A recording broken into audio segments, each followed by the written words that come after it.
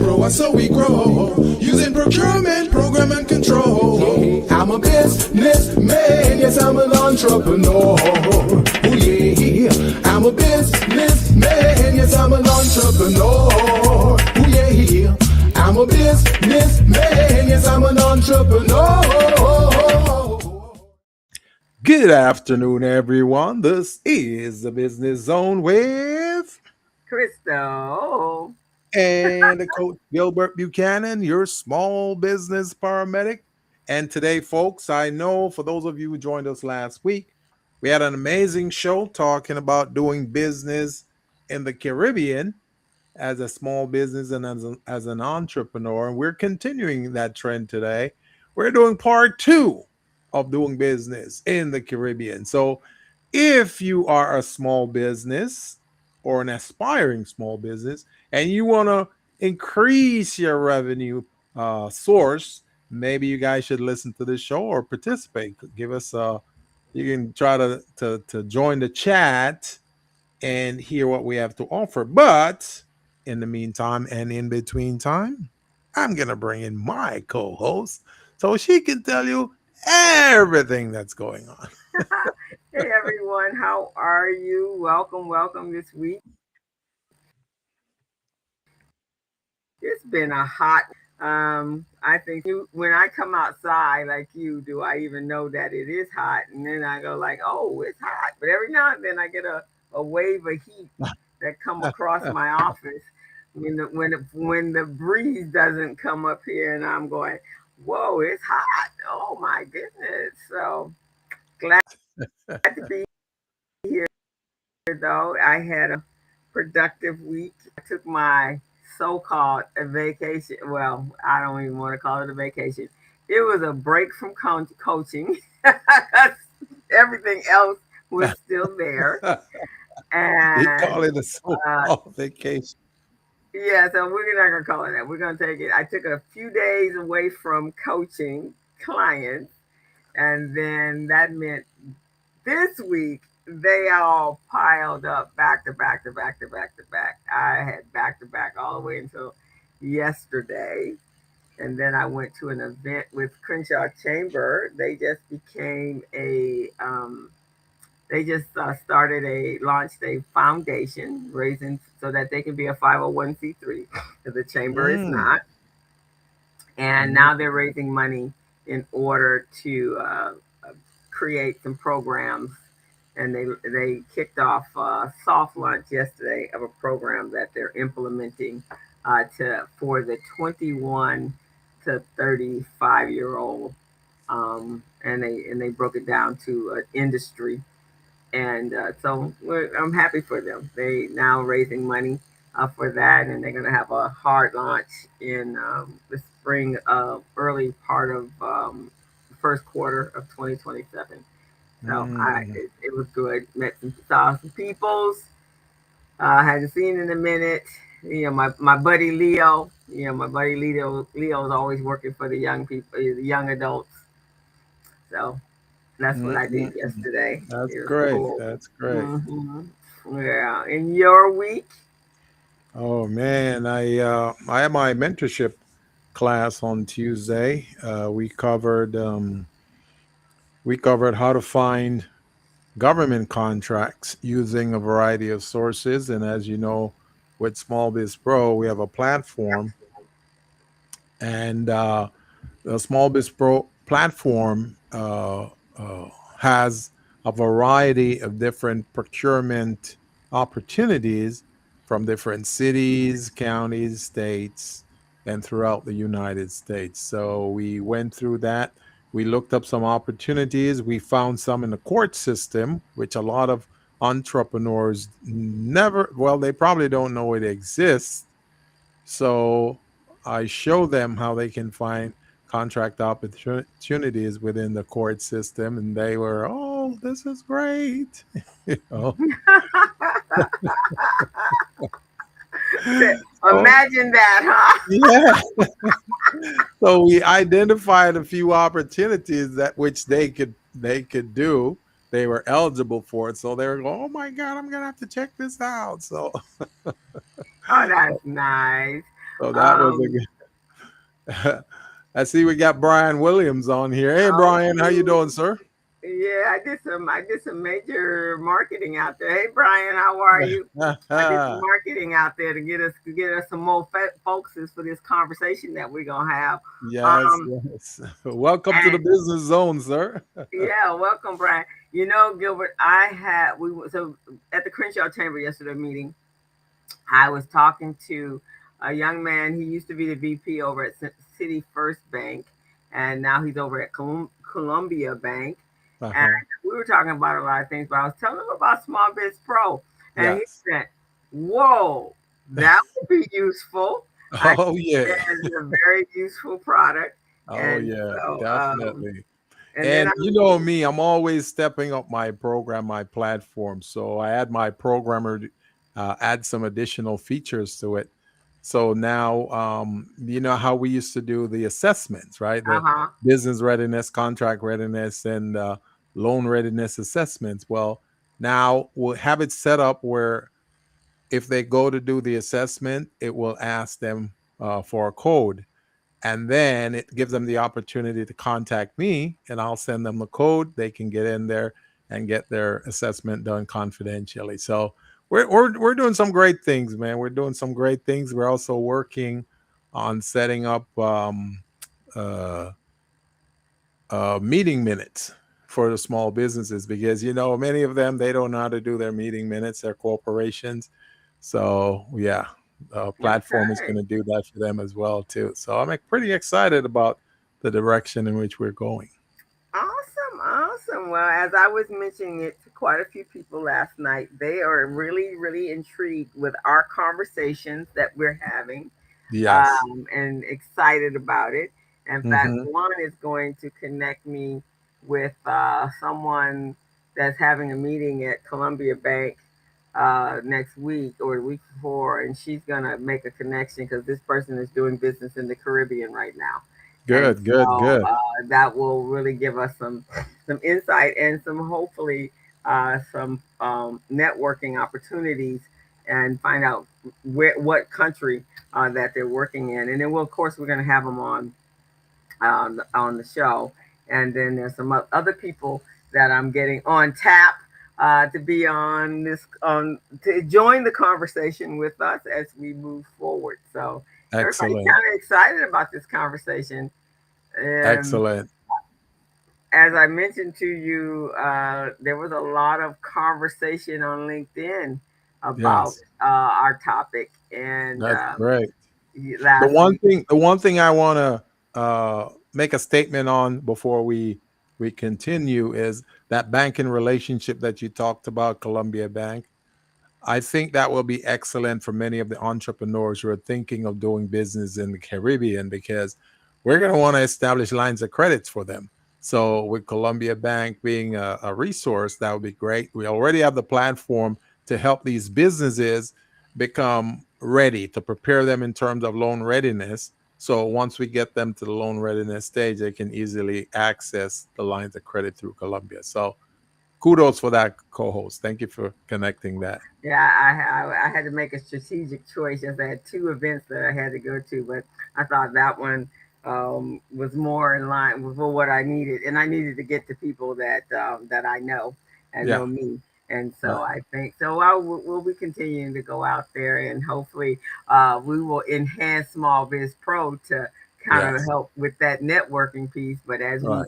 as we are getting into the weeds of this, then we'll be doing our part, Yeah. and then we need you guys to do your part if you guys see this vision and Right. why this vision is so important. So with that, Gilbert, do we want to jump on in here because we Oh have quite a yes. Oh bit to yeah. cover? Definitely. Before we do, though, we need you guys to go over to our YouTube channel, hit that subscribe button, and become a member, become part of our family, not a member, become a part of the Business Zone family, and learn all of the great things that are out there that can benefit us as business owners. And it's time for us to really explore our horizons and come outside of our borders and see if we can make some money there, because America is right now in a very turbulent kind of place. And so, just like anywhere else, you want to evacuate when there's a tornado circulating. You want to evacuate and move to higher ground. So we're gonna move east to higher ground I into hear the that. Atlantic and on further on. I think I was telling somebody last night, Gilbert. So again, guys, hit that subscribe button and become part of our network. And we have over 10 years of archived of videos over there. You can find them under the playlist based upon the month of the month and the year.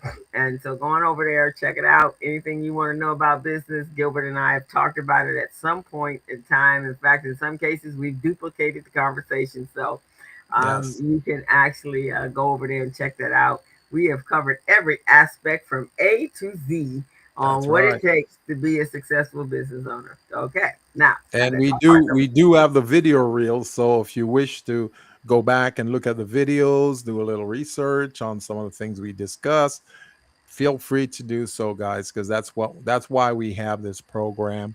We record it every week so that small businesses, entrepreneurs can access it and help to build and grow their business. And that's Yes, really what we're trying to do here.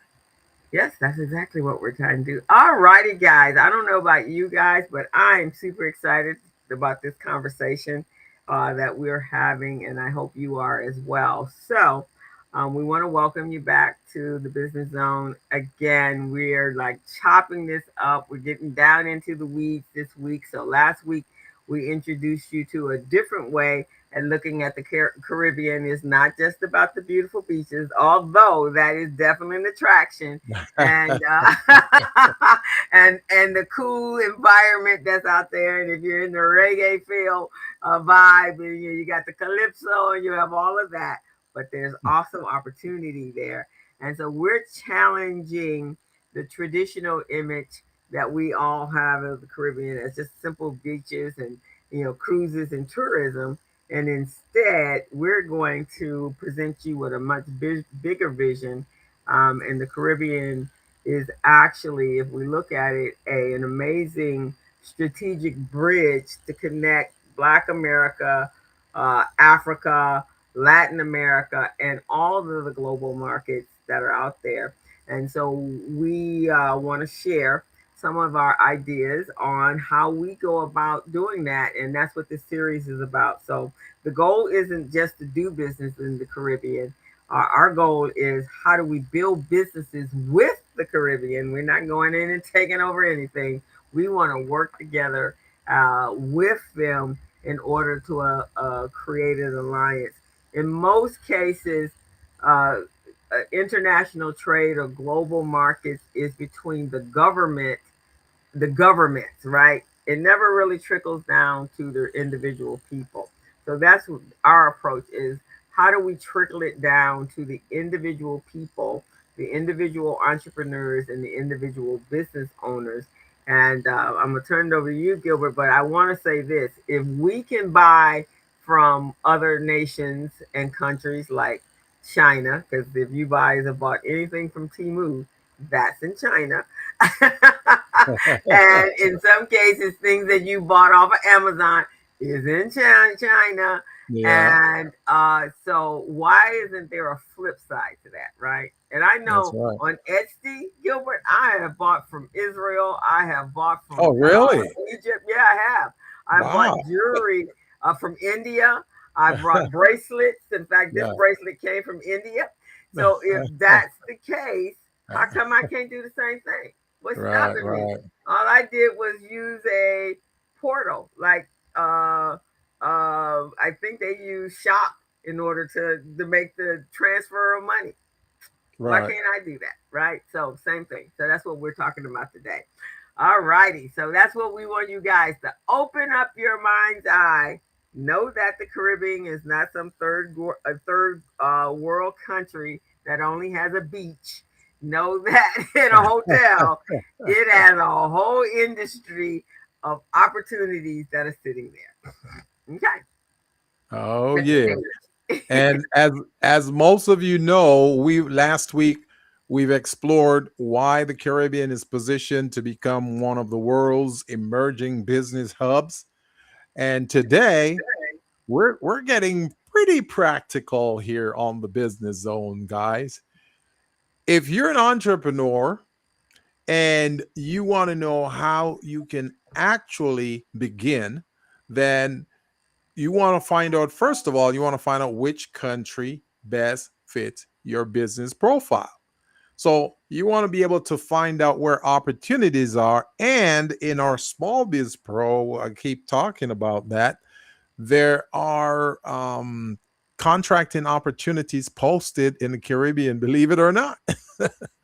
It's there for you to go and look if it matches your business profile, your industry, and what is it you're trying to do in order to grow your business.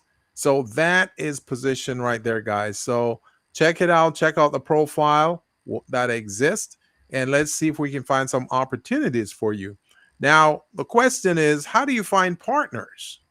And how do you avoid costly mistakes? Now, today, we're building that roadmap. So, in our first segment today, we're looking at why every Caribbean nation matters. And as an entrepreneur, you want to look at it from that global perspective in a macro way. Instead of saying, well, this country may not have what I need, or that country may not. Check it out first. Explore the countries, explore the opportunities that exist therein, and see if it matches what you're trying to do. And if it doesn't exactly match, then as you know, what we speak about on this program is for you to team up with other small businesses, other entrepreneurs, and try to do business that way in a collective manner, because together we're stronger. And if there is two or three or four of you going after an opportunity, now these four companies provide a wider base of opportunity or resources that you can do business in those nations. And like my co-host said, in the past, when trade exists, it is between governments. You got a government of one country doing government business with a government of another country. But here, what we're promoting is companies doing business with companies, and that's a less macro level, but it's going to be a little bit more efficient for you in order to do that.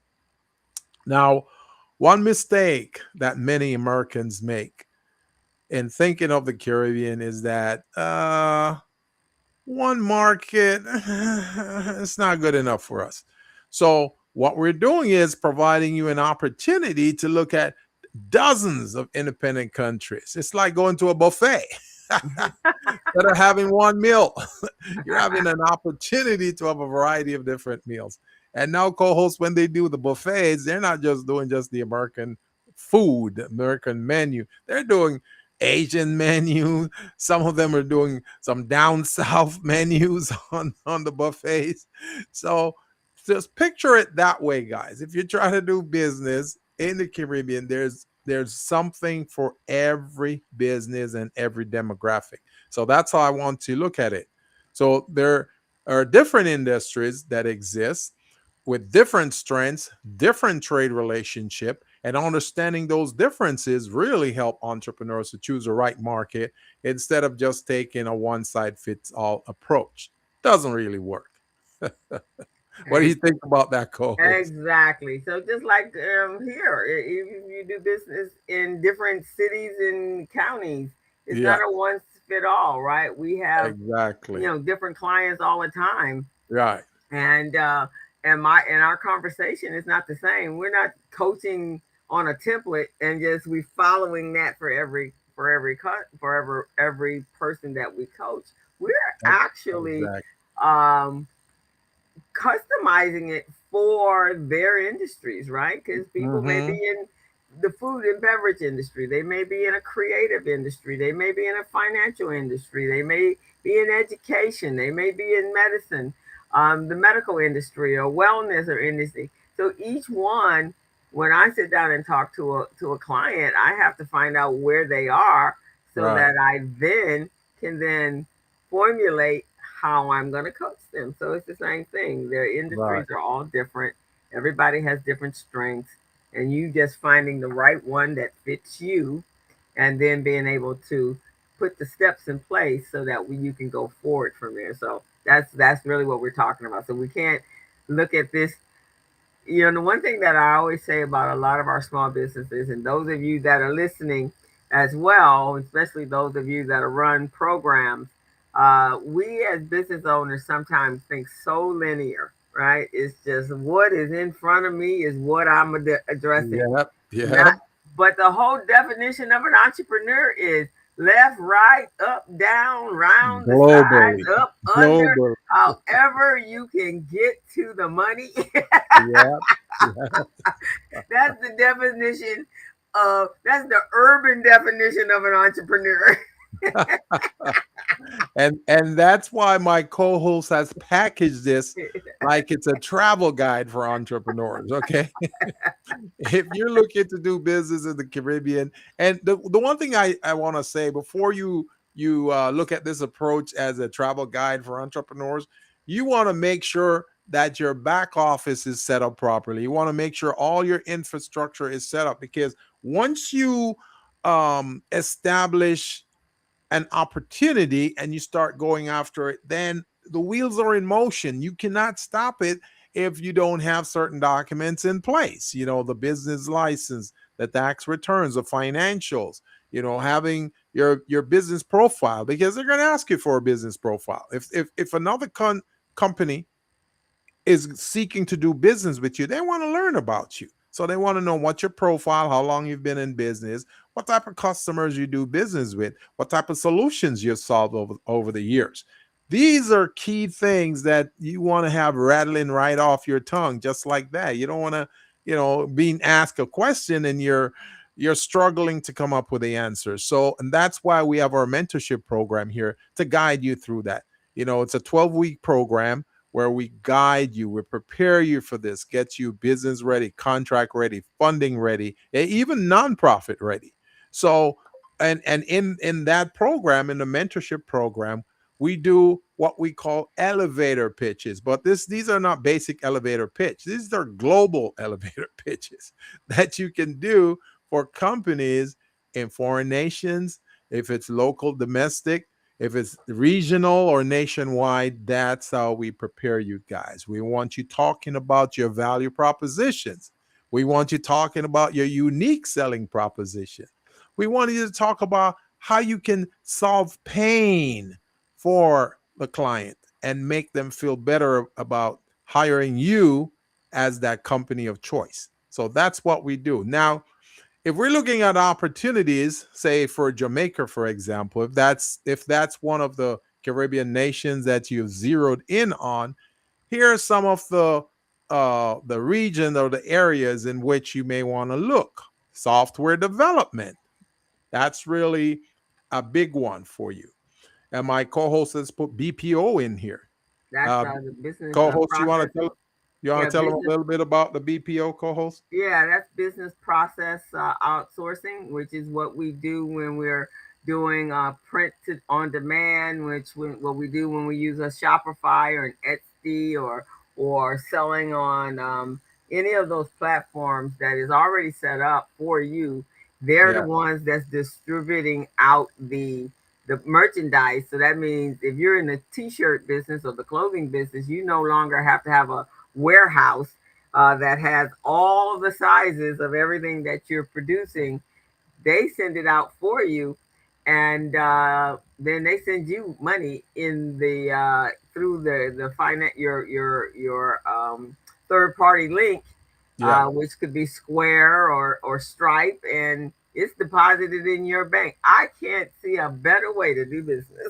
Right, that's what I'm talking about. And another option is also PayPal. They can use that, and that's international. Exactly. So, I've used PayPal and on international level before. I've done business with folks in Thailand, and we use a PayPal process, and it's just amazing. It's very easy, very simple.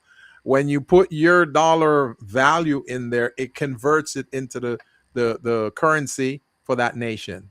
It's just amazing. Right, So exactly. So there you go, and you just and there you have it. You have it's so there's not even limitations on how you get paid, right? It's yes, already incorporated. You don't yeah, have to do anything different. Just your website would have the connection with whatever it takes you straight to the store, your store, or your platform on those platforms. So that's really what that is. So exactly, and but in those exactly. countries, here is second nature for us. Yeah. It's not second nature in in those countries. So these are opportunities for what they do, and how do you and your business fit with what their opportunities are. And a big part of that happening, co-host, it promotes efficiency. So if let's say you target a country in the Caribbean, they produce or perform some work for you, right? You can pay them real quickly in a timely manner, so the payment will not be held up because you're using a PayPal process or a PayPal system. It makes it very convenient, very easy for the transaction to continue. So that's a good one. Now, another area in which you may want to explore if you're trying to do business in Jamaica is tourism. There's so many areas in tourism that you can explore. One, if there's certain items, materials that you want to produce here in the U.S. and export to that company in the country, that's a good thing. If you want to provide certain services, or you may even want to hire folks in that country to provide certain services for you, then you can go through their organization, and it makes it easier. I've uh, I've called different companies before, and the customer service person on the line was a Jamaican. I'm going, wait a second, what are you guys doing on this phone? They say, sorry, we're the ones handling this customer service process. I said, oh, great, thank you. It's good to know that. you know. So were you? Did you guys do a little patois? Yeah, yeah, oh yeah. We went down that lane. Talking to one of your kin folks? We went down that lane. So where in Jamaica are you from? Man, I'm from Westmoreland. Oh, okay, Westmoreland, cool. And then a little thing about their region, which makes it even better to do business, because if you know a little bit about the region in which they located, and you talk a little bit about the history or what's going on, that makes it so much easier. So now you're building a relationship with these guys. So I that's like good. that. It's I good. like that. Oh yeah.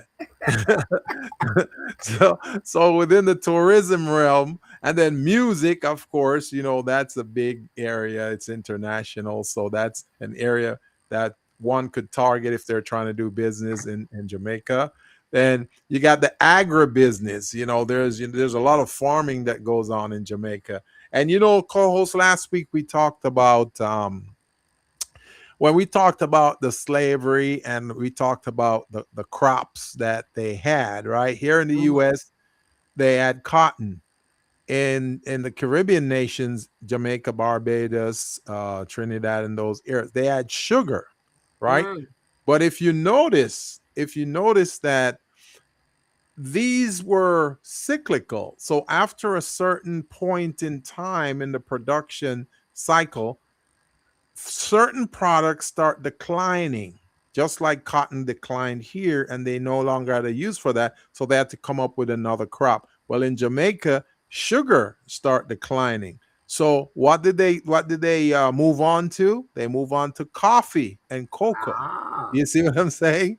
So the production activity stopped with the sugar and the sugar cane, but then it moved on to coffee and coca. Ah. So Okay. those are things that it helps you to understand when you're doing business with certain companies in certain region, know a little bit about the history, understand the market and all of those things. Awesome. So, Awesome. so with regard to the agribusiness, these are some of the things. Coffee, as we talked about that. Uh, Another thing about coffee is to get the best quality coffee, it has to be farmed and manufactured up in the mountains. The Oh, higher the mountain, the better the quality. oh, okay, And okay. that's why the best one of the best coffees in the world is Jamaican Blue Mountain coffee, because it's farmed in one of the highest mountain peaks in the world. It's not the highest, but it's one of the highest. 1,700 square feet.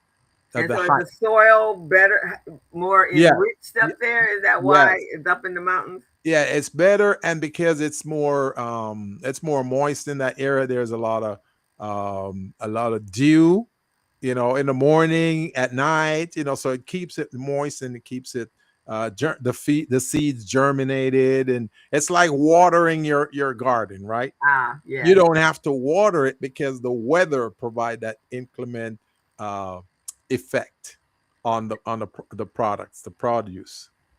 And we always say when after it rains, which is not frequently here, Yeah. that we can actually see the difference from when we water our plants Yes. and when God water our plants. It's Yes. like they're just sitting there smiling. It's like a big sunburst comes out around them, Yes. and then they start turning green, and it's Right. like, I just watered you yesterday. You didn't look like this. Exactly. Exactly. And see, the thing about it is, if you have rainfall for 2, 3 days in a row, you notice everything around you start getting green. The greenery is enhanced, right?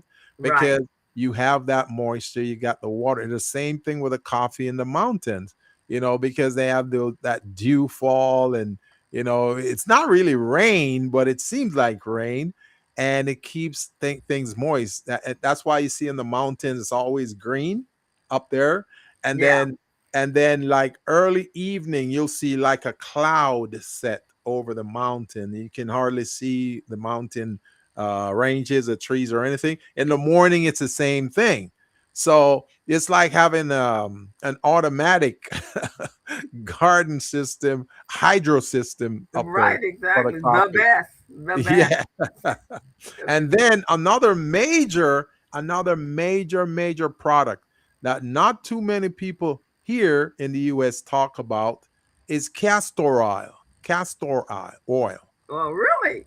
Castor oil it's a good medicine. People take that to flush out your system, flush out your intestines. Hmm.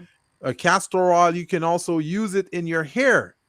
So a lot of black women use castor oil in their hair. Yes. So you got African Americans, Jamaicans, women in the Caribbean, the Haitians. They use castor oil, and it moistens your hair, keep it black and rich. It's healthy. Yeah. Keep it from falling out. As a matter of fact, there was an entrepreneur on Shark Tank, presenting and marketing castor oil here in the U.S., and she got a deal from the sharks because Ah, the way in which she pitched it, it was just amazing.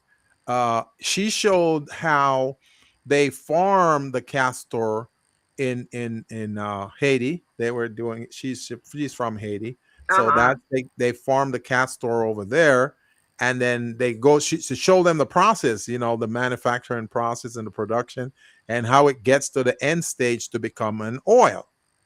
And the sharks saw that, they go, oh, this is amazing, we got to invest in this. So there are a lot of things, and again, like I say, if you're trying to market to certain groups, so let's say you're marketing to African American women, doing business in the Caribbean, it will be great for you because a lot of the remedies or beauty products or those types of things are really key and germane, and they're natural. So when you use those, you do a transaction with a company over there, it's just amazing for you. And of course, in the Caribbean, that was the first stop, the third first stop for the African slave ships, the transatlantic, Yes. right? Yes. So we getting things that were really their farming and their knowledge and expertise is really more directed to the continent than even ours, because Yes. Yeah. that was they were really bringing their expertise with them. And then my understanding of the slave trade, the ones that they were looking for specific people for specific places, Yes. as to where they wanted to grow, especially the agribusiness, and how they wanted to, who they needed to do that. So a lot Yes. of these people, because I know, you know, they and some of the from some of the African where they grow rice, Yeah. that was very indigenous to say South Carolina and North Carolina where it was Yeah. swampy, and that's where they grew rice. So same thing here. Right. A lot of the businesses or the trade or what their specialties are is based Hmm. upon the people that grew them or the Yeah. ones that, yeah. So that's what Oh we, yeah. right, because they learned it from the motherland. And here's another little known fact. I'm bearing away a little bit from the castor oil, but I'm going to talk about a food product right now. So Mm-hmm. a lot of people eat bread, right? And Right. bread is not good for you. Bread will do this to you, and is not really healthy. Well, during the slave enslavement period, some of the slave owners, they went to different nations in African nations, and they brought a fruit called breadfruit. Mm. So the fruit, it eats like bread, but it's not bread. It's the size of a coconut, right? Those jelly coconuts that you Uh-huh. pick up. Uh-huh. It's the size of that. It's green on the outside. Well, here's how you prepare it. You can either roast it or you can boil it. Mm. And some people fry it. So you bake it first, you roast it first, then you peel off the skin, then you slice it up. And I'm telling you, when you slice it up, it kind of looks like bread. Wow. Okay. Yeah. Yes. And it's just amazing. So, and it's filling. So when you eat that, you don't need to eat bread. That's why you see many of the Caribbean people, they look healthy, man. They're not eating any of that carbohydrate stuff that will really mess them up, because this is a fruit. This is a natural fruit that came from the trees. Oh, You know? wow. How Oh neat. yeah. Oh yeah. Interesting. Oh yeah. If you go to Jamaica with some friends, and people from there who know what they're doing, some of the when they go for breakfast or lunch or dinner, they'll ask for the breadfruit. They'll ask for the breadfruit, and Oh, yeah, that's great sustenance, right? That's what they used to feed the slaves. They used to feed them that, and they thought it was something horrible they were doing to the slaves, not knowing that they were giving them good sustenance. and so they can go out there and work even harder, huh? Yeah, I could work harder out there, So I just wanted to bring that up, co-host, to let you know that there are so many benefits to doing business with many of these Caribbean nations, because there's so many food products, man. It's just amazing, and it's healthy. It's good for you. Awesome. Awesome. So here's some potential business partnerships that you can establish in Jamaica. Technology, that's a good one. Beauty products, digital marketing, coffee brands, and wellness products. So see, the wellness product is like the breadfruit I just told you about. You see what I mean?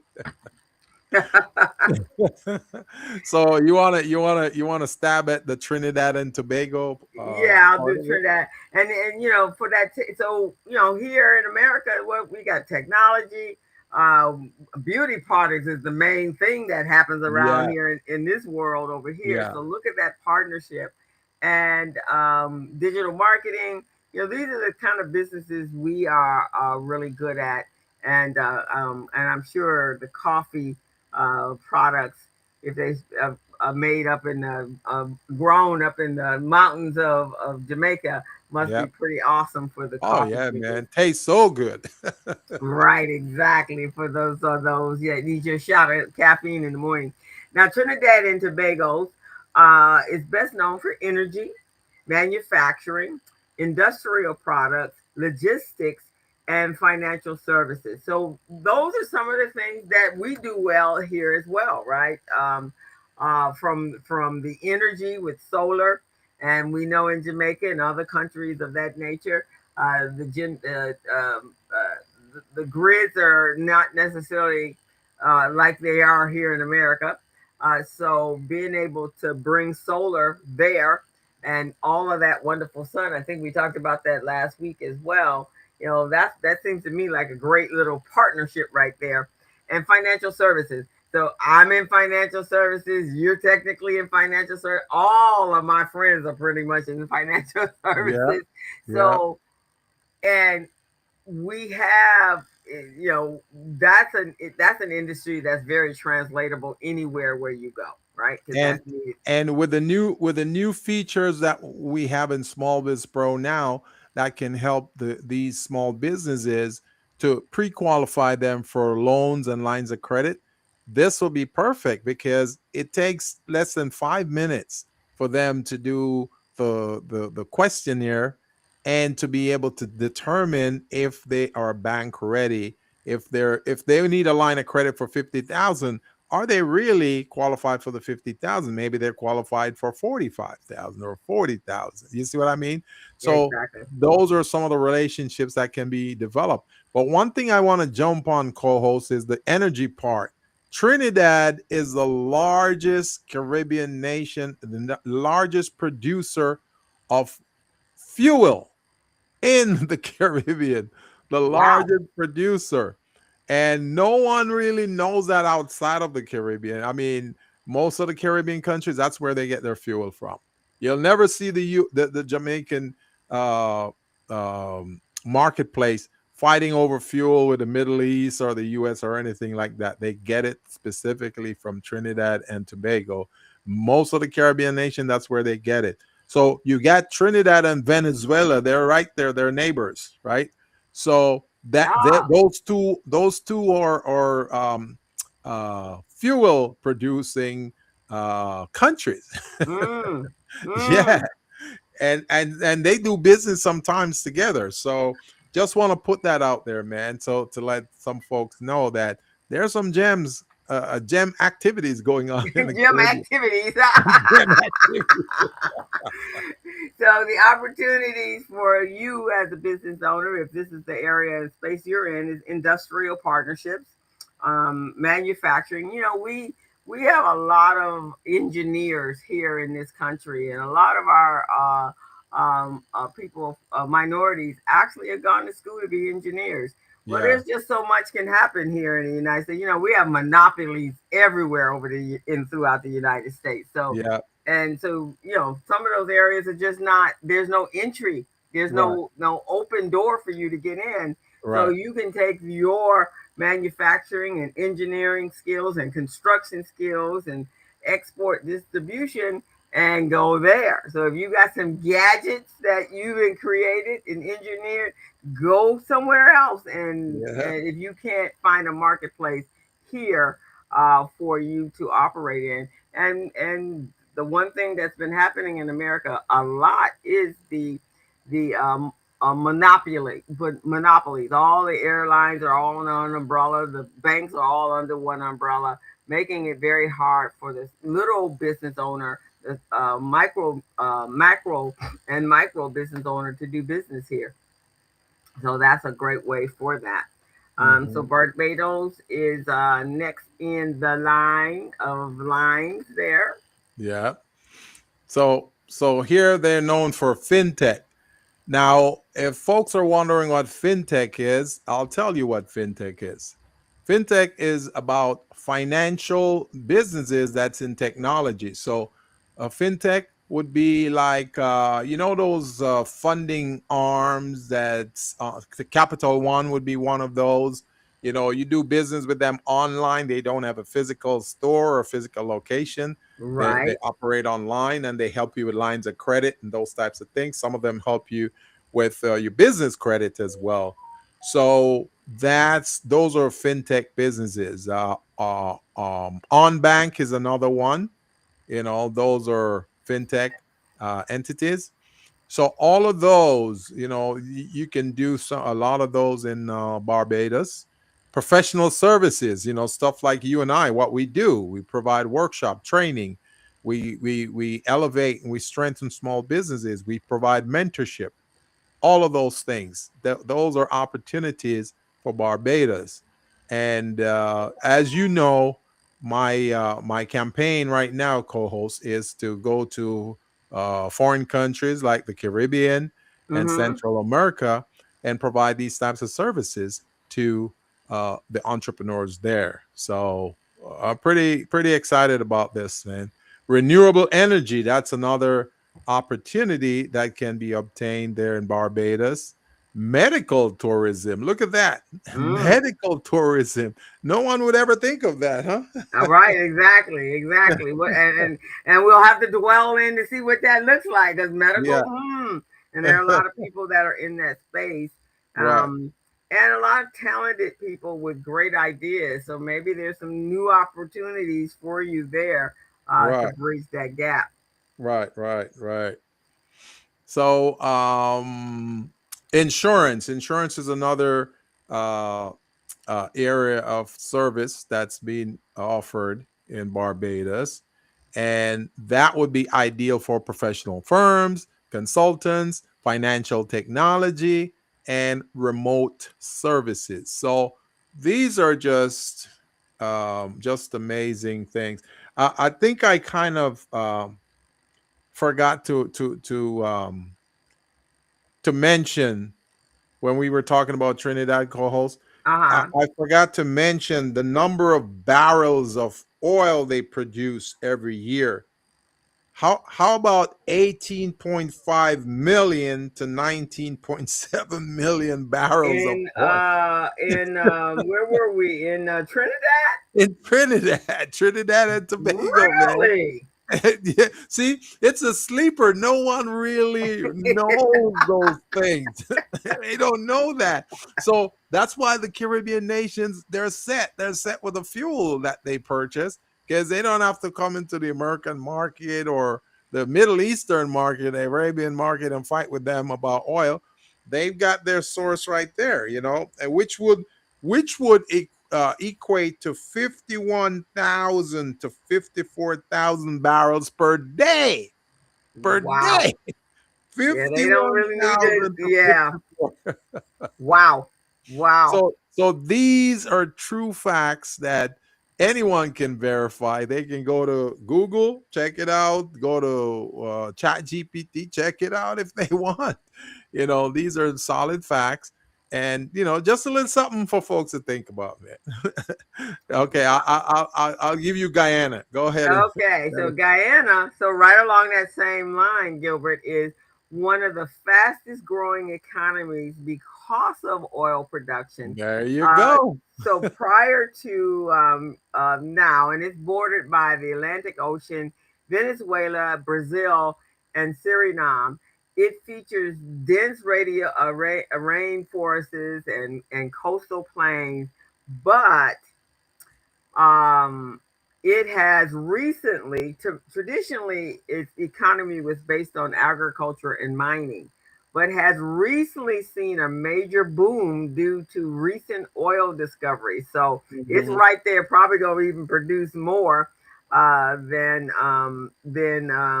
Trinidad. And I guess Trinidad Yeah, is not too far from Guyana, Trinidad is it? Trinidad is the biggest producer. So Guyana would fall, in a secondary area. Okay, all Um, righty. So it's great, has great influences from its African, Indian, and indigenous populations, and which is reflected into their music and their food and their sports like cricket. So oil, though, is their biggest new discovery, and it is really transforming their economy.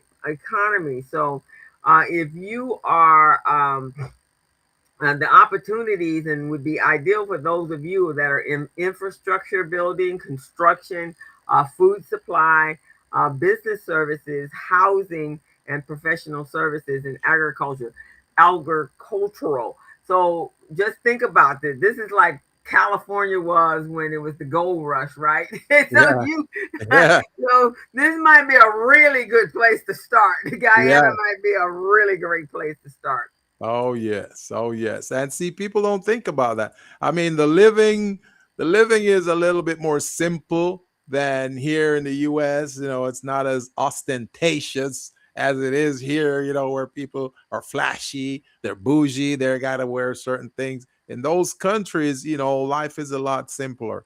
The houses are not as flashy, but you get the productivity, you get the production out of it. And due to this new oil discovery, it has become an extremely wealthy country. So Yes. I might Yeah. have to make a visit there to just check that out. I But think you should check it out because lately, this is what I found out. Lately, they found out that there's increased production in barrels of oil. They got now 273 million. 273 million. Oh my lord. 273 million barrels of oil. Do you see what I'm saying? yeah, That's now puts Trinidad in second position. second position, and it says here. The government received hundreds of millions of dollars in annual oil royalties and carbon credits, fueling rapid construction of new roads and hospitals and schools. I Yeah. say if you're in the construction business, the infrastructure business, you need to be running Yeah. Yeah. in this country. Yeah. So you see how we're paying almost $7 a gallon for fuel right now. Right. Over there, you're probably paying like $1.50 or Well, less. that's like in the Middle East, so like Qatar and Saudi Arabia, because oil production is like water is like water, so they Yeah. pay a dollar. In Qatar, every resident gets a it's the royalties that are being paid to the people that actually live there. So every household in if you're a native and you are a citizen of Qatar, everybody gets a monthly stimulus, and it's really more not a stimulus; it's really more royalty payoffs for the oil Yeah. that is there, Just for being a citizen. just for being a citizen. So I would say that that would be perfect. That would same thing could eventually happen in Guyana as well. But at the same time, we all know that the areas that have the largest population is probably reaping the benefits more so than the rural. So those people that are into infrastructure, being able to go out to the rural areas and the working class and actually helping them build infrastructure Right, in right. those areas. And I think that would be a great thing. So because the country, the people, the poor people are probably still very poor. Yeah. And that's a good space to say for those of us that educate and train, the Yeah. entrepreneurship. Me going there to teach entrepreneurship programs to their young people as well as their adults, so that they could get in on the big boom that's going on in their Exactly. country, right? So that's how I Right. see it. So is being able to help the culture with with professional services that we have. Yeah. And Gilbert, you would contract Oh, for for sure. those people so that they could benefit from all of the opportunities that are being presented in Definitely. that country. Definitely. Yeah, so that's Guyana. So that one's a good one right there. Barbados as well, but that's been populated. This is like the newfound regions. It's like Yes, going west. that's like a newfound a gold mine there. Yeah, go west, my man. Go Yeah. west. Amazing, amazing. Now Bahamas, the Bahamas is it's set up in such a way because it's a part of the US. Well, it's a territory of the US. So it's US influenced, but there's still business opportunities in terms of tourism. But this type of tourism is more luxury tourism, you know, that they offer or the opportunity exists for. So that's another area in which businesses from here may want to engage some of those businesses over there, even government agencies, and see how they could help to enhance some of those type of activities. Hospitality, that's another one. And then you've got marine in the marine industry, because the Bahamas, they do a lot of fishery and seafood. It's just amazing. It's just amazing. So, and then financial services, just like many of the other Caribbean nations that we mentioned before, and real estate. A lot of people are moving to those areas. So, real estate is a big one. Yeah. Now, yes. So the business industry are the ones we mentioned before, the luxury experiences. Event management would be another area in which, because they have a lot of concerts and stuff down there, all types of things. Mm-hmm. I've seen Sinbad. You remember Sinbad, the comedian?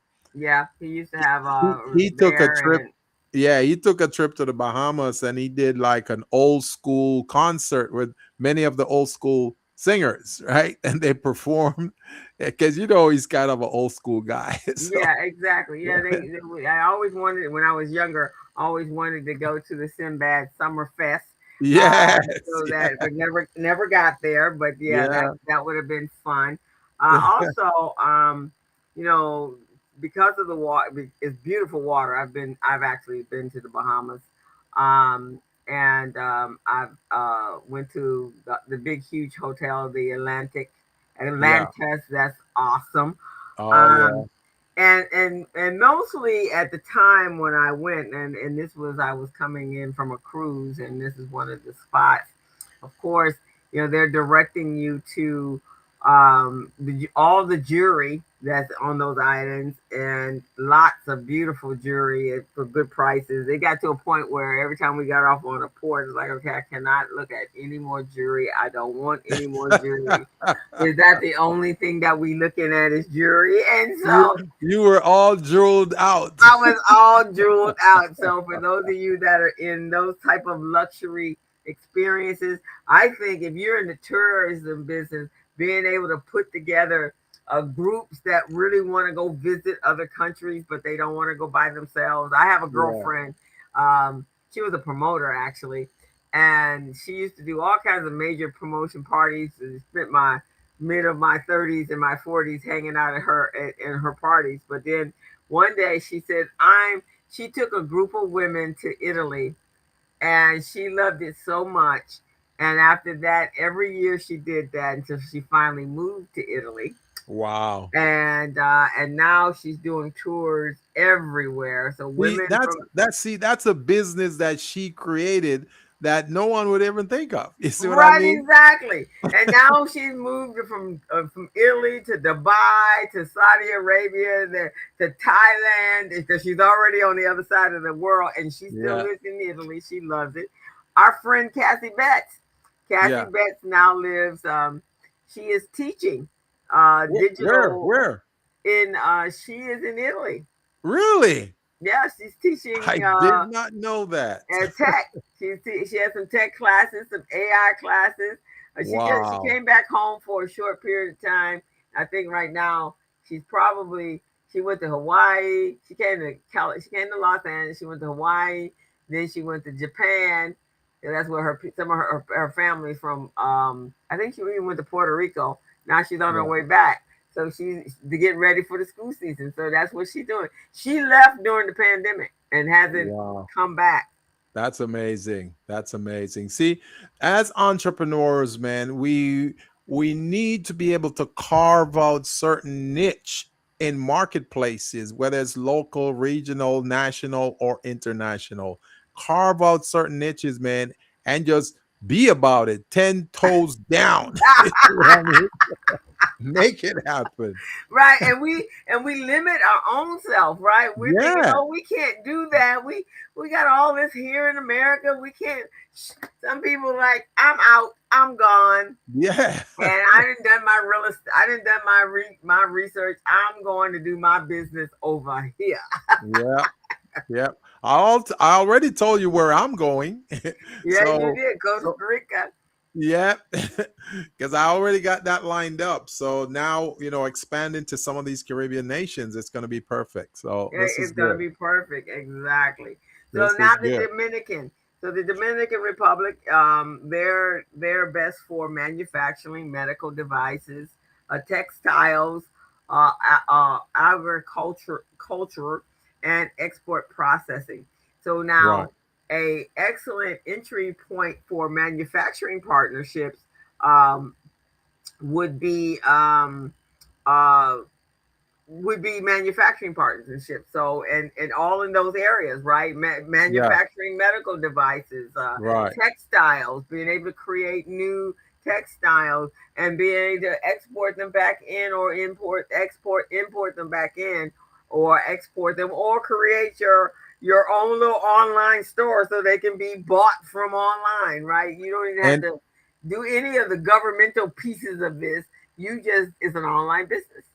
And also, what I'm thinking, with medical devices being a big demand occupation, a demand field there in the Dominican Republic, that means that comes with medical coding also. So you know how they have a lot of entrepreneurs here who do medical coding for hospitals and all of that. They could do that there too, and they can make a killing on that because what they're doing is coding certain practice procedures and all of that. They're also doing collections. Some of them are doing collecting medical bills that people are not paying on.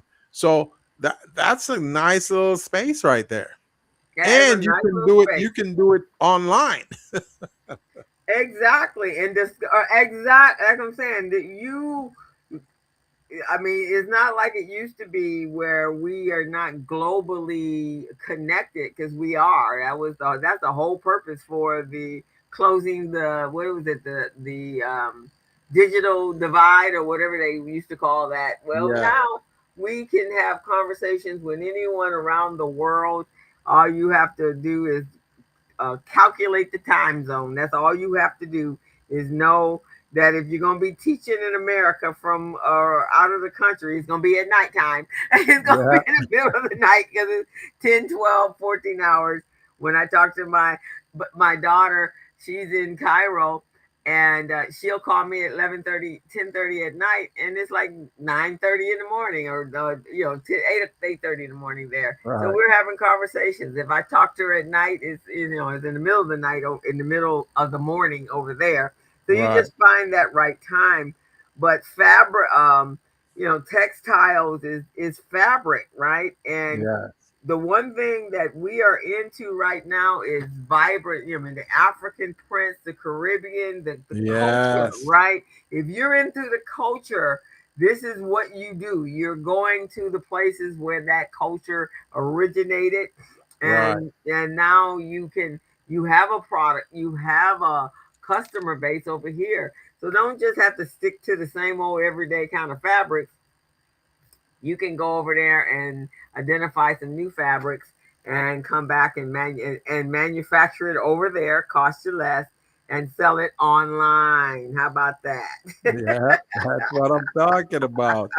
And my co-host, I'm sure you noticed something special about this trend that we're talking about right now. What is that you noticed about these? What I notice is not one of them have anything to do with owning a hotel. There you go. Yeah, so There you don't have. you We ain't go. talking about big hundreds of millions of dollars to own a hotel. You don't have to own a hotel to work and be part of the Caribbean experience. That's right, man. That's right. Y- That's a big observation my co-host noticed, man. It's like, hey, it doesn't cost that much. Exactly. So, but what they do require, there are amazing opportunities and relationships and expertise, your expertise that you've created. You've either gone to school and learned this expertise, or you've worked someplace and created or absorbed this expertise. Um, and now you can go and take this expertise, not just here in the country where you live in, but wherever you want to go. So and that's in your logistics, that's in technology and distribution, not real estate. Now down the line, after you become a multimillionaire, you might want to buy some shoreline properties and maybe put a little bed and bath there. I mean, a little bed and what do you call them? A breakfast and Bed and breakfast, bed right, and right. breakfast right there, and you can bring in. Now you've expanded to tourism, and Just like that. Just just like like that. that, just like that. Because you would get a whole lot of people wanting to come visit with you there. So you don't, Mm-mm. we're not talking.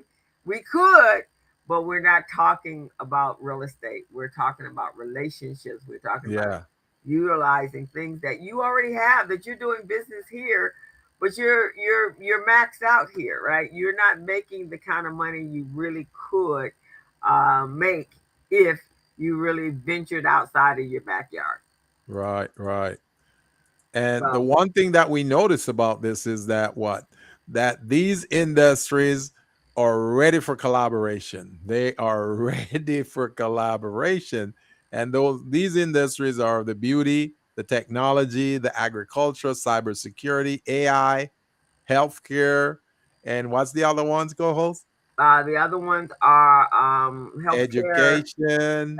education, creative industries, construction, renewable energy, import, export, tourism, food processing, professional services, business consulting. Now, I myself have consulted with so many people that fit all of these categories in the 30 years that I have been in business, and I'm sure you have as well, Gilbert. Oh yeah. Instead of playing in this little pond over here, there's a Hmm. big old world out there for you to actually jump into. So we really want you guys to open up your mind, think differently, think outside of the box here, and think about how we do that.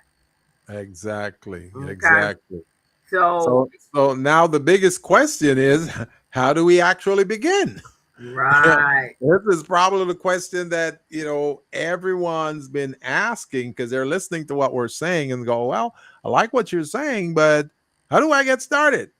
Well, step one, you may want to look at the relationship part. You want to start that. How do you establish a relationship with there? Well, you could reach out to companies, do an introductory letter or email, introduce yourself and your company. But before you do those things, make sure you have your company profile in place. You may want to have a statement of qualifications, do a little SOQ. If you don't know how to do it, guys, you reach out to me because that's what we do in our mentorship program. I'll show you how to do that. So you get your statement of qualification, you have your capability statement, and also your statement of qualifications when you're introducing yourself to these folks. Or you can go to certain event. There might be international procurement event that you may want to go to. You'll meet some of these company representatives there that you can speak to. There is a procurement conference that goes on every year. I believe it's in April of every year. And every year it's in a different state.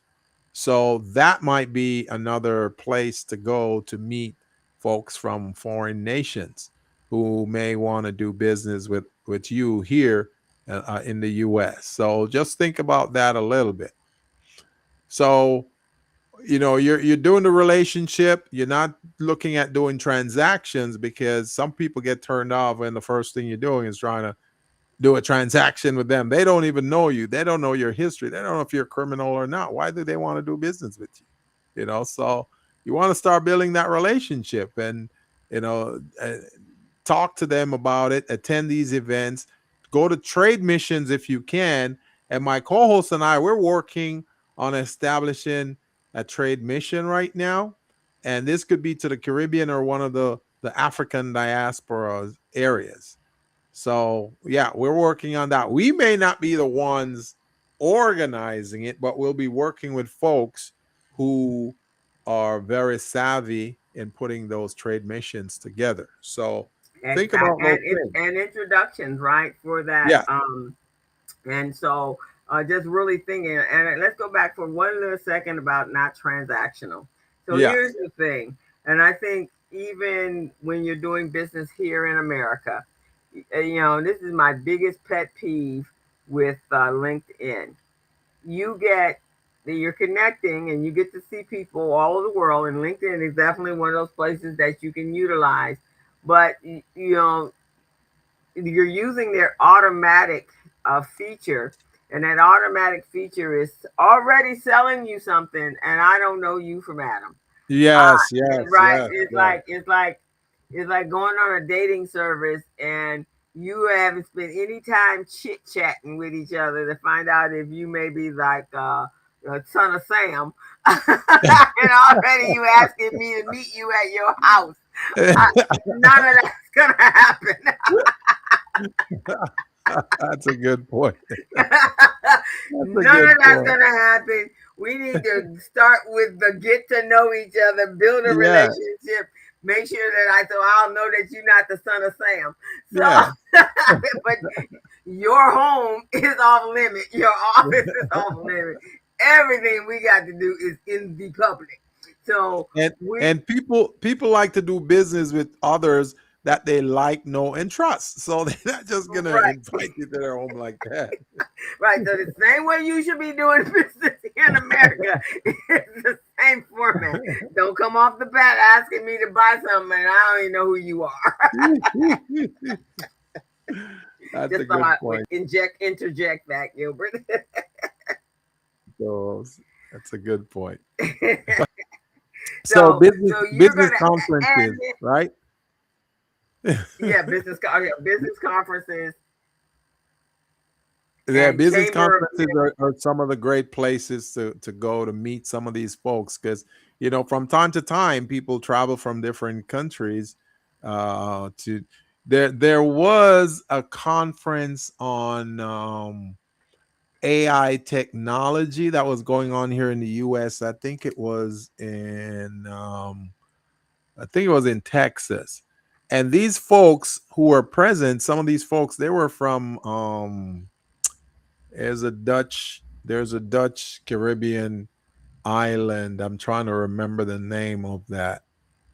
Oh, I can't think of the name right now. But that's where they came from, and I was just so impressed that they came here to the US to do the AI conference and the training and all that. So guys, when you think of conferences, especially if there'll be international attendees, you want to check them out and see if you can establish relationships with those folks.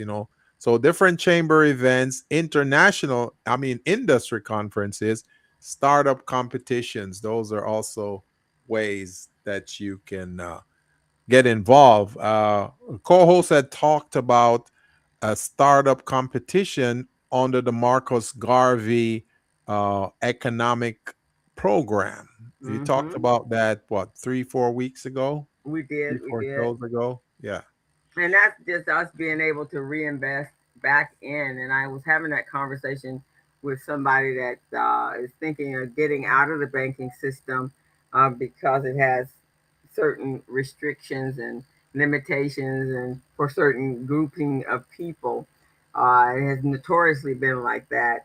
And we were both saying, it makes no, there's some very wealthy people within our community, and kind of the same concept as the Shark Tank. Why cannot there not be a big startup competition or even a growth competition for certain business people? And there's money that's there to get someone started, right? Ten, Right. $15,000 goes a long way when you're starting a business, right? You can Right. cover everything. You can get your professional look, your website done professionally. You don't have to piece it out, and then that growth one would be, and I think that growth one could be.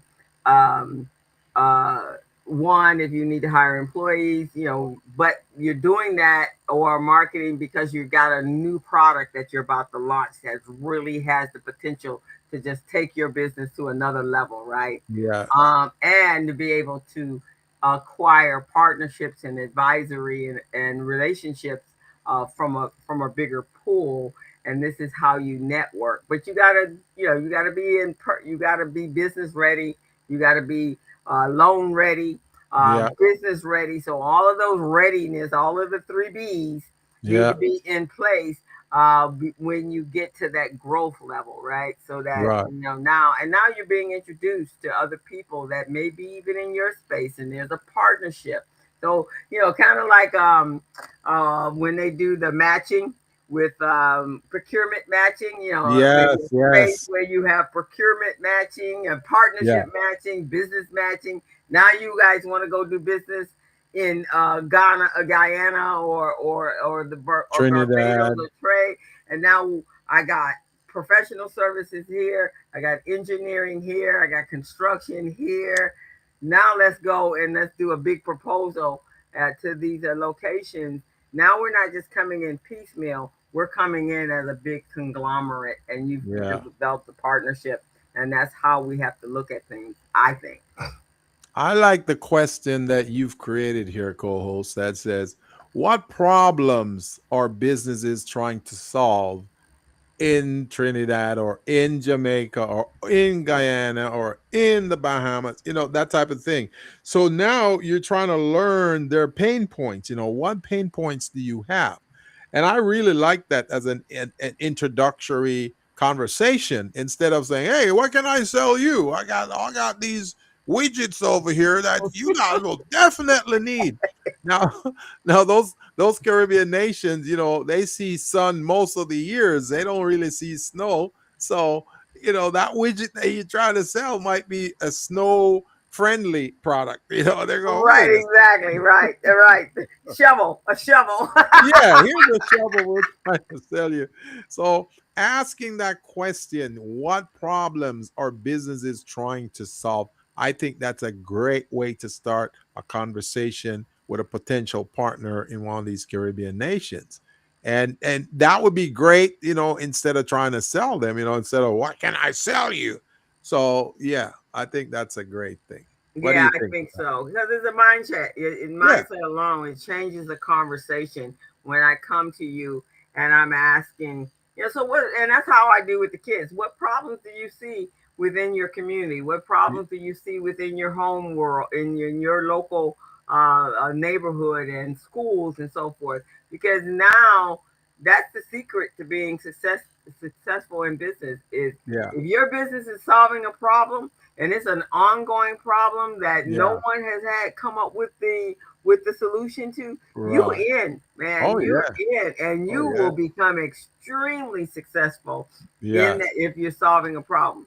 If it's Yeah. just another widget that has no more meaning and you're not standing out within the population, it Yes. means nothing, right? It means absolutely Definitely. nothing. So Definitely. so Definitely. um So and so step that's two. step one. So let's go over to step two. So I hope you guys are taking some copious notes I as hope you go so. through.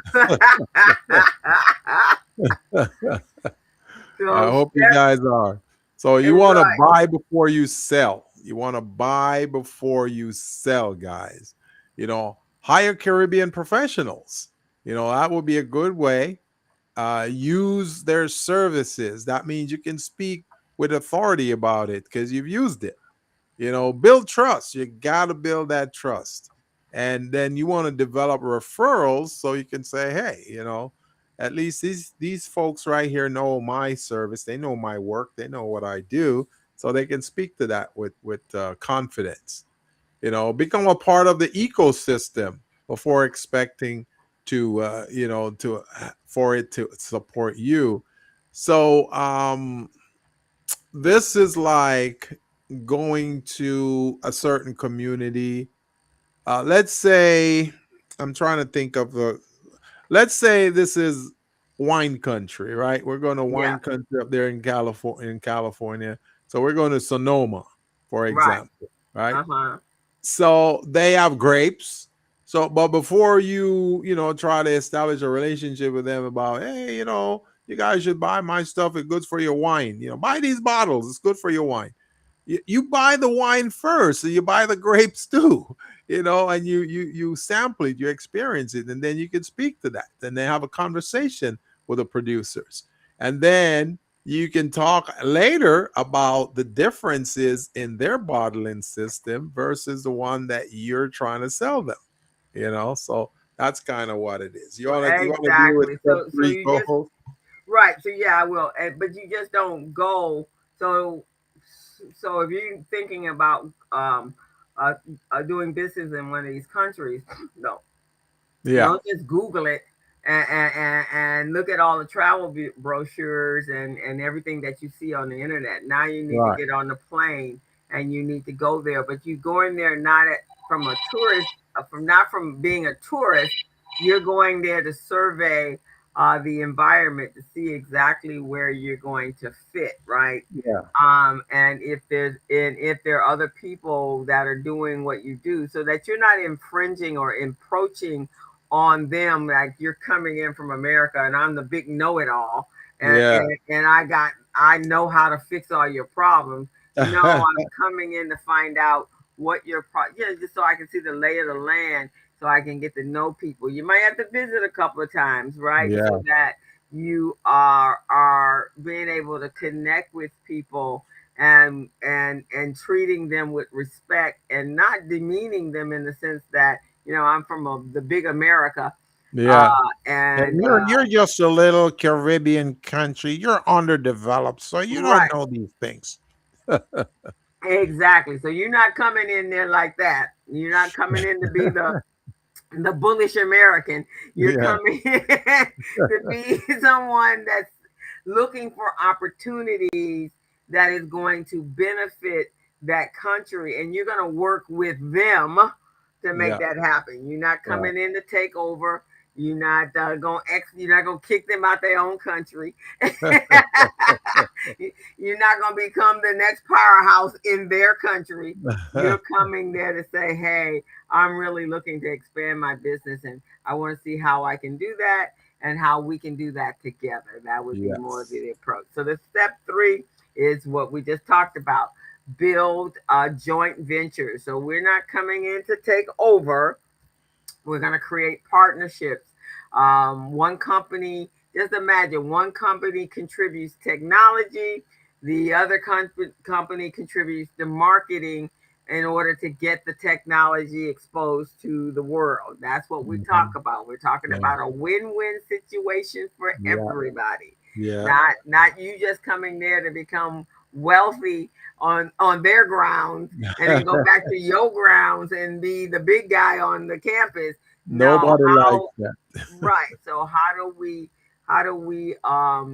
help each other? So every great partnership thrives because people need each other, right? Yeah, So that's all we're doing is and from the approach that we're using here uh, for this whole series is Marcus Garvey. How do we yeah, as people, and not just us, but how do we as people of the diaspora come together to work together and to be able to build together and be able to change our current situation all over the world, right? So we're coming in as a brethren, not yeah. as the bully neighbor, but next door that says, I like "Oh, I like the way you coined that goes. You're not coming like the bully neighbor from next. oh, yeah, we're not coming in the neighborhood and telling you all of a sudden your trash can sitting on the corner is really a distraction."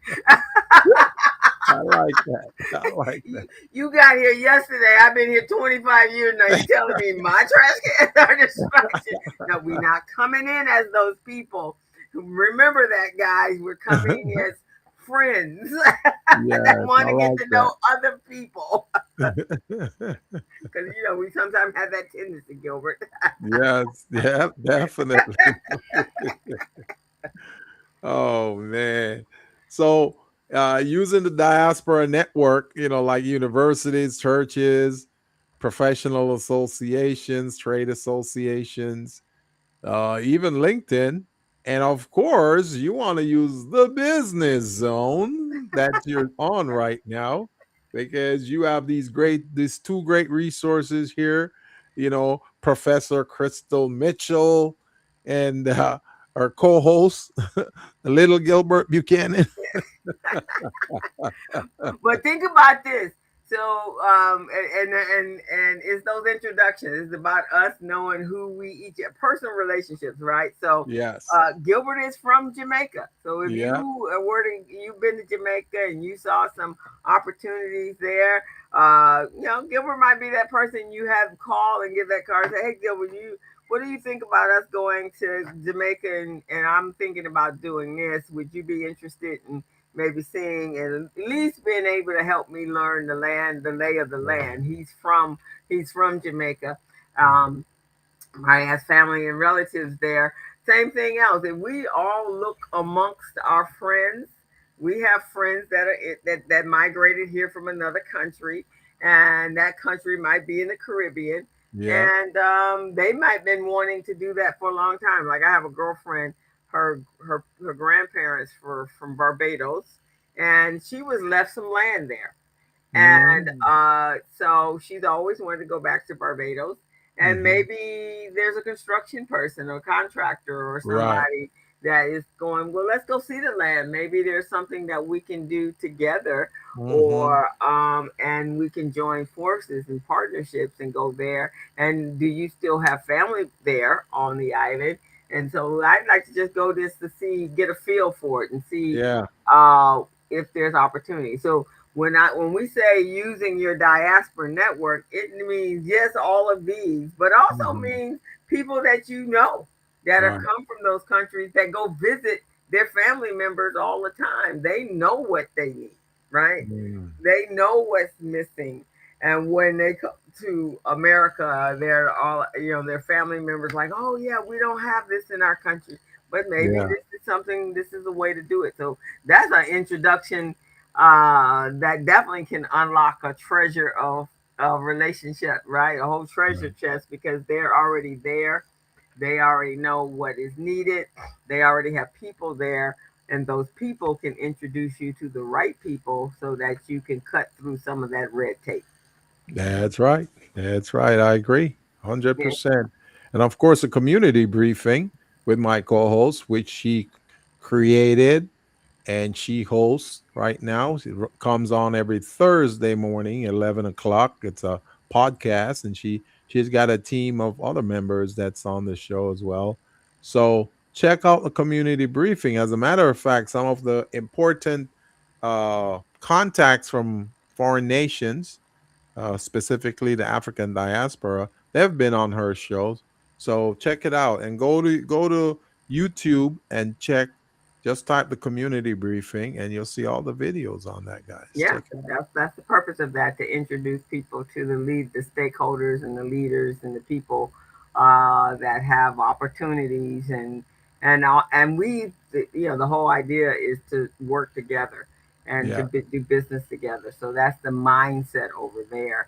And so yeah, we've had a number of amazing people who have come from other places all around the nation as well as the country. We in fact I think recently we had somebody that called in from Italy because he's an Italian, and he's written several books on dialysis and diabetes and how it affects black people more so than others, and some of the interesting medical things that happen or lack of medical. And so he has some solutions for that. And so he's outside of the country and recognized a gap here in America, and so now he wants to do, to be able to get the word out. And his book is really talking about, some things to do before you even get to a place where you have to have dialysis. So right. yeah, that's some of the things that's there. Definitely. So you want to take step 5 there, Yeah. co-host? So step five, which that says should say five. Y- Think regionally. Yeah. Don't build on one island, right? You want to look at all, and if it's doable, and as you guys could see, there's a lot of overlap in what the needs were in these countries. So this could be one island could be the beginning, but then you can actually look at the entire landscape of the Caribbean and see what opportunities you that can branch into the Caribbean, then Africa, than North America, than Europe. So remember, we're talking the African diaspora, and the African diaspora lives all over the entire world here, not just one place. And so that's what we're looking at. And then, so you want to bring Maya Angelou says, bringing the gifts that my ancestors gave, I am the dream and the hope of the slave. So we all came from the same place.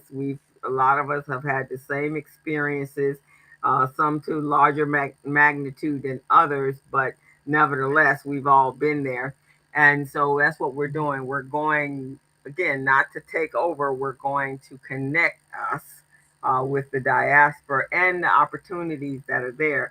So not just one of us is going to benefit, all of us should be able Yeah. to benefit. And that's what we're looking at here, is to be able to create an environment. And so this last part just kind of closes us out, and I'll just go back to the very first slide here, because now we've gone past the part that you guys need to be seeing and connecting with. So we're going to come back to where we were, the Caribbean as a global hub. And so, um, Gilbert, um, what still would get in the way or has gotten in the way if these opportunities are so good, and they appear to be, at least on paper, right? Why isn't anybody doing this? I think one of the first one is the mindset that these are little countries, so they don't want to partner, or they don't deserve to partner with you, because they're thinking that they're bigger than these countries, but they don't know the magnitude of opportunities they can get, because the thing with these Caribbean islands, they talk to each other. May not seem that way, but they talk to each other. So if they have a bad experience, they'll share it with Barbados. They'll share it with Guyana, Trinidad. They'll share it with Saint Nevis and Vincent. Saint Vincent and Nevis. You have Saint Mm, Kitts. You've got all of those different countries. They share it, because I was watching some videos late last night on Caribbean countries, mm, and it was amazing when I was watching it. I was watching um, Nevis and St. Kitts. uh-huh. But the people there, when they were talking, they sound like Jamaicans. I'm going, wait a second, what's going on here? And then I start looking at some of the stores, and the stores have the Jamaican flags and all of those things. I was like, wait, this isn't Jamaica. This is supposed to be St. Kitts. But then when I checked it out, you even see some of them with the dreadlocks, and just Uh-huh. like you would see in Jamaica. But that's how they operate. If you go to different countries, like even Belize, if you go to Belize, because they sound like Jamaican, man, even though they speak Spanish, they Yeah. sound like Jamaican when they speak the patois. So even there, they play the Jamaican music, the culture is strong, they exhibit a lot of those things. So knowing their culture, understanding how they move, and be able to relate to them that way, that's a big benefit, and should Mm, not be a barrier to any of them. But mm, yes, I think they come in with this mindset that they're more superior and all of that, so they never get the deal. Okay, I see. And so, Yeah, and then the other things everything else kind of falls into place, right? One, yeah, like you said, they don't even know that the possibilities are actually there. right, Uh, uh, Limited knowledge. So some people have never left the state that they were born in, and so right, it's kind of hard to know that there's other opportunities if you've never left home. right. And so being able, we need to expand and grow. And first, you can just go to the internet and just see what you could do. And trust me, guys, everyone always thinks when it comes to Gilbert, to travel, that it costs so much, like $20 million just to travel to Jamaica. or or whatever, wherever you're going. And then I've had people tell me when I said I've gone to Cairo several times or South Africa, how long is that flight? Oh, I can't do a flight more than 2 hours. Okay, Yeah. well, that's going to be a little problem because some of them are a little longer. Although Jamaica and the Caribbean island is probably no more than flying to New York or Yeah. flying to Florida, so it's pretty much the same. Yeah. Read a book, go in the middle of the night, 6 hours, and it's like you go at the red eye. You're there, you slept, you wake up in the morning, and you're there. What the heck? And another thing that they may want to look at if they want to check out these countries is the currency exchange. So if you take 5,000, because when you travel, they allow you to take up to a little under 10,000 Mm-hmm. without it being an issue. But if it's Right. 10,000 or a little more, then you start dealing with a tax man here. Right, exactly. So, Right. yeah, exactly. Because when I go to Cairo, if it wasn't for the fact I was going there for family, Yeah. it probably wouldn't cost me any more than the hotel and the flight. That's probably the most biggest expense, and that's still under a couple thousand, under $1,500. And we can blow that buying shoes and clothes. Yeah. And then once I get there, my food and all that sort of stuff, if I Yeah. spend $200, that's pretty big for us. But if I'm doing it, yeah, I'm there with daughters and stuff. Yeah. Hey, if I'm doing it, now I'm giving money and buying things for them, so that's a little different. But even then, I'm still spending under $400. Yes. I stayed at a five-star hotel for 5 days, and it Right. cost me $350. Wow. Right there on the Nile, and it Mm. was awesome. And got first class treatment as well. A beautiful hotel. So Yeah. yeah, so guys, it doesn't cost as much, and you just have to, be do a little saving if this is what you're doing. It's called Yeah. investment because you're going Yeah. there for business purposes. So now Right. you get to write it off. You get to And write off some. here's a quick point I want to add, co-host. My strategy when I present in front of new groups of entrepreneurs, never seen, never heard of me or my program before. One of the things I usually do, I give them a little something for free. I give them a gift. I'll do the Hmm. the assessment for free or something to that effect, so they can see that I'm providing value. I'm bringing value to them. I just met you. You don't know me, but I'm bringing value to you. So then they start looking at you differently because you gave them something. Same thing when you meet with these folks, these businesses in Caribbean nations.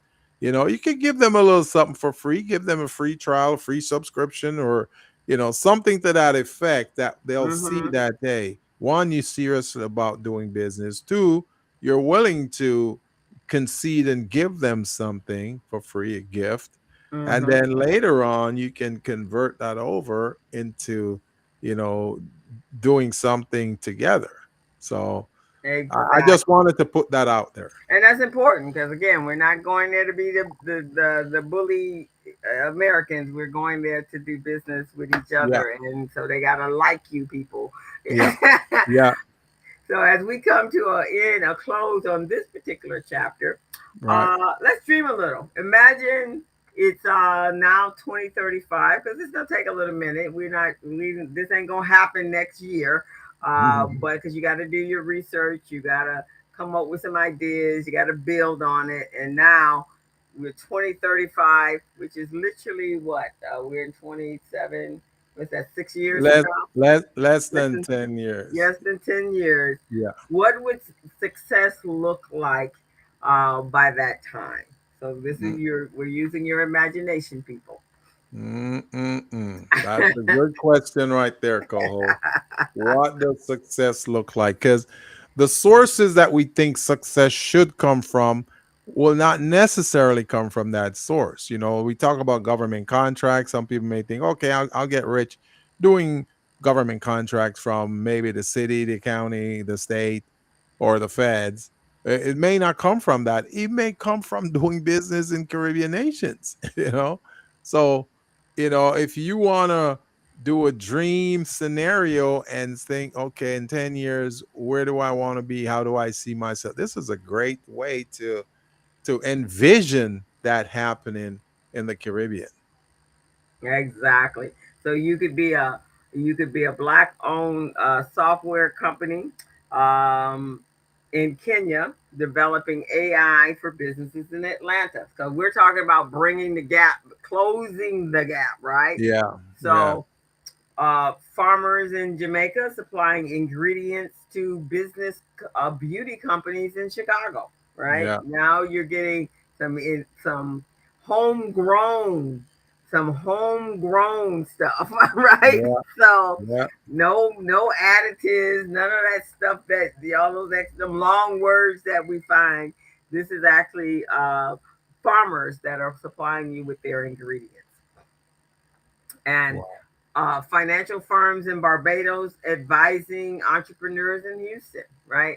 And I usually see that people from other countries have a broader international view than those of us that were born in the United States. Do you feel that, Gilbert?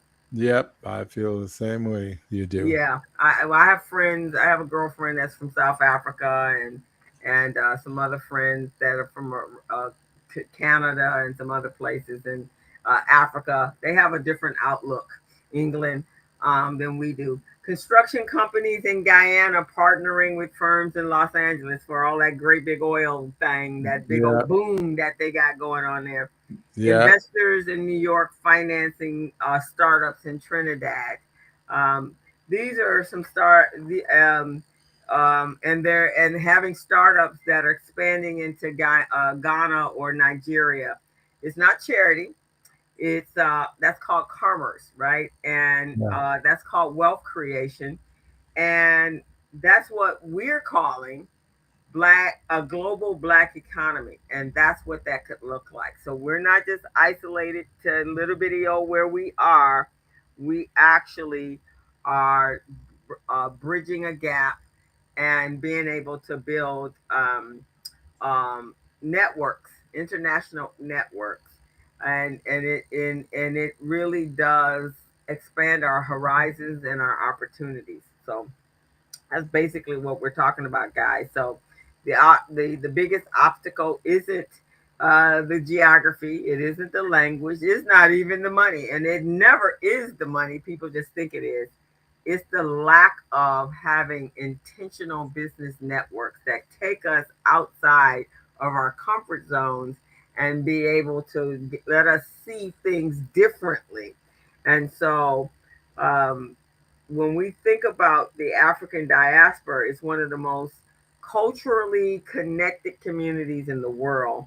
Now it's time to become one of the most economically connected communities in the world. And the future won't be built by waiting for governments or institutions to do it for us. It's going to be built by us entrepreneurs, us investors, us innovators, and business leaders willing to create value together. And remember, the Caribbean isn't the edge of the map, it's the bridge. So that's yeah, what we want all of you to know, that this is a bridge. We're providing you with a thought for what if and how can we. So yeah. next week we're going to branch out. We're gonna start jumping into those actual countries and seeing what we can develop. So next week is Jamaica. This is Gilbert's hometown, That's right. his country, not his hometown, his whole entire country, My backyard. your backyard. So we're gonna have a fun and exciting time with Jamaica and what that looks like. Now remember, when Gilbert, everyone that knows Gilbert, and we know him as the straight up compliance dude, man, the contracting dude, the man that your I's got to be dotted and your T's got to be crossed. But That's Gilbert right. had another life when he was in Jamaica. Oh man, that is so true, man. That is so so, true. so we might even give you a little flavor of one of his previous life experiences in Jamaica. Oh yeah, you guys stay tuned for next week episode. You're gonna see our co-host Gilbert Buchanan, otherwise known as Gilly Buchanan. And what he was doing there, and he came here and became this straight up kind of conservative dude, man. But there's another side of my co-host. So we're gonna introduce you guys to the other side of my That's co-host right, next guys. week, That's right. and get you all excited about maybe doing business in Jamaica. So with that, guys, we hope you this was something worth taking, something to open up your mind to think about for the future, and then how you and I, all of us, can actually evolve our businesses and look at doing business outside the United States, because there's so many opportunities that are out there for us that we've limited ourselves. And because we all know, if we're being truthful, it's going to take a little minute for America to readjust Yeah. from its current place of where it is right now. So that's All what we we're got going to to do. do, man, is create a little niche in the marketplace and just take it and run with it. Be 10 toes down, be strong about it, say it with your chest and go out there and make this thing happen. Yep. Uh, those before us who have become wealthy, that's what they did. They really didn't care about what the naysayers had to say. They had an idea, they had a solution to a pain point in the marketplace, and they said, okay, let's solve this pain. Let's make it happen. And they did it so well that they became millionaires. They were some of the first millionaires out there in the U.S. economy, So, and the first black female millionaire was Madam C.J. Walker, with her hair products, right? So there's so many different ways, guys, that you guys can create your notch in the marketplace that no one is thinking about. Whatever product or service you're offering right now, you just got to get it in the right marketplace for you to become a millionaire. That's all. The right marketplace and establish the right relationships, and you're good. You're good.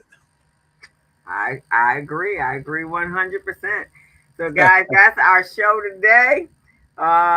We hope you enjoyed it, and it will be residing over there on our YouTube channel, so you can go on over there and hit that subscribe button, Yeah. and and become part of the family, and also check out the last three episodes we've done. One was an introduction to this, and we will be carrying this on. We're going to go through all of the countries that have opportunities for us in the Caribbean islands, and Yeah. then we're moving on to the moving The forward African to the diaspora. diaspora and all the opportunities that are there, and then we'll hit South America. And we'll go every other place that there's opportunities for us. So the world is our oyster, as they say. The And world is our oyster. I want to say big shout out to Pat and Izette, two of my proteges in my program right now. They're here on the line on the show, checking it out as usual and supporting the show as usual. And we also want to say much respect to you, Brian Williams, out there in the marketplace. He checked in with us for a little bit. So yes, we want to make sure that you guys spread the word, let other entrepreneurs know what we're trying to do here, and I guarantee you, in a few months, this is going to be the spot where connections are made, business connections. You guys are going to be able to talk to some of the business owners, perhaps from other countries, other companies, and it's just going to be amazing. So that's what we do here. Exactly. And we're looking so that it won't just be us telling you all of this. We're just laying the groundwork. We're going to actually start inviting in guests that also are doing business outside of the borders. and knowing, and they're going to give you some insight from their standpoint on how they started that. This is a serious commitment. We are, this is our Garvey 2.0 series, That's and right. I think we just have to start thinking differently. So sometimes you just need to be, you just have to know that it is out there. There's a team. There's a group of people that are really just have the same mindset, and you want to venture into new grounds. Be an explorer. That's what I Yep. say. Be an Yep. explorer. So with that, guys, we're going to close out for today, and we're going to see you all next Friday. With come back and see the other side of Mr. Buchanan over here, Mr. Gilly Buchanan. And but we're also going to talk to you about what opportunities actually reside right there on that beautiful island of Jamaica. So we will see you. Exactly. So, Say, guys, we're Yaman. Yum on. We'll see you next week, guys, and we're really looking forward to having your experience and your support here on the Business Zone. For those of you who are just tuning in, this is the Business Zone with Crystal and Gilbert. We're here every Friday from 3 to 4:30, and if the show is nice, then we'll extend it to 5, and that's kind of what we did today because it was an amazing show. So we want to get you guys doing business with Caribbean countries, guys. So reach out to us. We can get you enrolled in our mentorship program and prep you guys for these opportunities. So either way, reach out to us. My number is 626-533-1186. That's 626-533-1186. Give us a call, and we'll be able to help you out. Okay. All right. So All we'll see right. you guys next week. Bye bye, everyone. Have a good one. As a small biz pro, I saw we roll, using procurement, program and control. As a small biz pro, I saw we grow, using procurement, program and control. I'm a businessman, yes I'm